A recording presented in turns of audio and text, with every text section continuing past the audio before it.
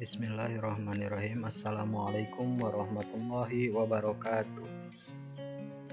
Sebelumnya perkenalkan, nama saya Dadam. Saya peserta Latsar CPNS PPSDM Regional Bandung Angkatan 6 Kelompok 3. Di sini saya akan menjelaskan tentang sintesa agenda 3 dan personal branding. Dimulai dari Undang-Undang Republik Indonesia Nomor 5 Tahun 2014 tentang ASN. Menjelaskan tentang yang pertama, asas, prinsip, nilai dasar, kode etik, serta kode perilaku ASN. Yang kedua, jenis, status, dan kedudukan ASN. Yang ketiga, fungsi, tugas, dan peran serta jabatan ASN. Yang keempat, hak dan kewajiban ASN. Yang kelima, kelembagaan.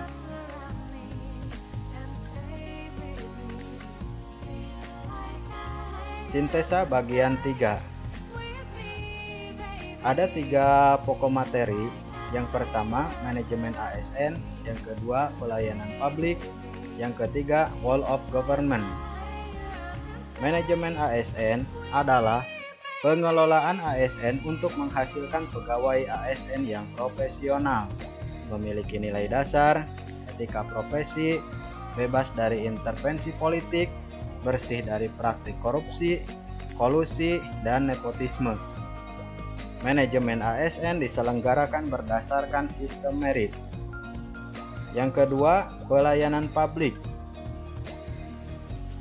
Segala bentuk kegiatan pelayanan umum yang dilaksanakan oleh instansi pemerintah di pusat atau di daerah dan di lingkungan BUMD atau BUMN dalam bentuk barang atau jasa, baik dalam pemenuhan kebutuhan masyarakat.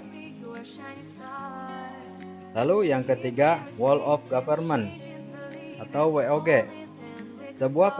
Sebuah pendekatan penyelenggaraan pemerintah yang menyatukan fungsi lembaga dari keseluruhan sektor dalam ruang lingkup koordinasi yang lebih luas guna mencapai tujuan bersama dalam bidang pembangunan kebijakan, manajemen program, dan pelayanan publik. Masuk ke materi yang pertama, yaitu manajemen ASN. Di sini ada 3 pokok materi.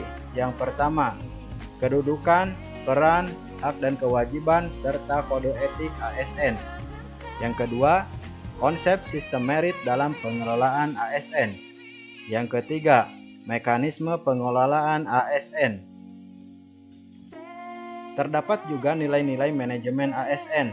Ada 7. Yang pertama, profesionalisme. Yang kedua, non-diskriminatif. Yang ketiga, etika yang luhur. Yang keempat, bertanggung jawab. Yang kelima, jujur, tanggap, cepat, tepat, akurat, berdaya guna, berhasil guna. Yang keenam, komunikasi, konsultasi, kerjasama. Lalu yang ketujuh, efektif.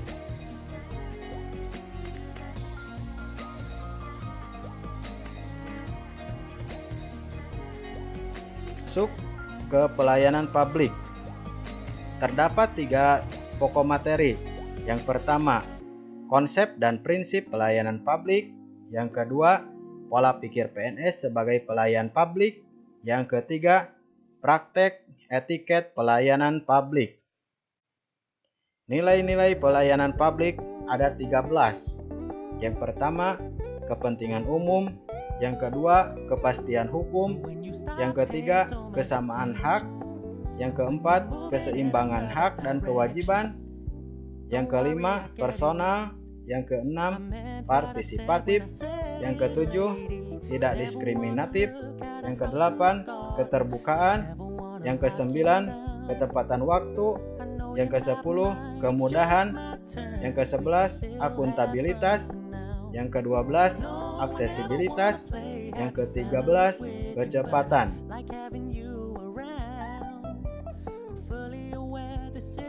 Nah, materi yang terakhir adalah whole of government atau WOG. Ada 4 pokok pembahasan. Yang pertama, konsep WOG.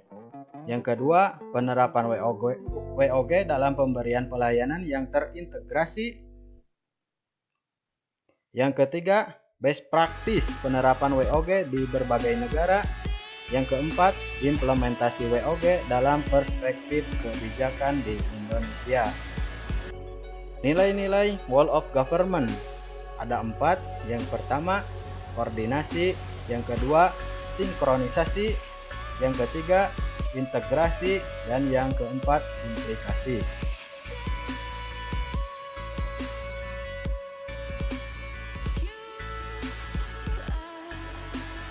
Nah, yang selanjutnya adalah personal branding. Saya sebagai ASN akan menjalankan tentang manajemen ASN. Yang pertama, profesionalisme melalui kedisiplinan dalam bekerja serta dalam bertindak dalam melayani pasien. Yang kedua, etika yang luhur, saling sapa dengan sesama karyawan serta melayani pasien dengan sopan santun. Yang ketiga, bertanggung jawab, memberikan asuhan keperawatan pada pasien dengan tanggung jawab, mulai dari pengkajian atau anamnesa, merumuskan diagnosa, merencanakan tindakan atau intervensi, implementasi, serta evaluasi tindakan yang telah dilakukan. Yang keempat, jujur, cepat, tepat, dan akurat. Ketika ditanya oleh pasien, harus menjawab dengan jujur tanpa ada rekayasa, serta dalam menindak pasien harus tepat, cepat, cermat, dan akurat. Lalu yang terakhir, komunikasi, konsultasi, kerjasama.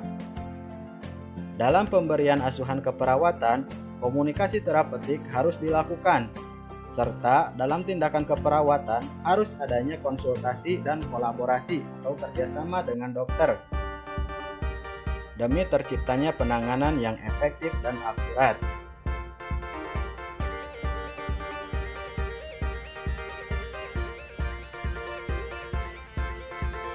Mungkin itu yang bisa saya sampaikan. Kurang lebihnya mohon maaf dan terima kasih atas perhatiannya. Wabillahi taufik wal hidayah. Wassalamualaikum warahmatullahi wabarakatuh.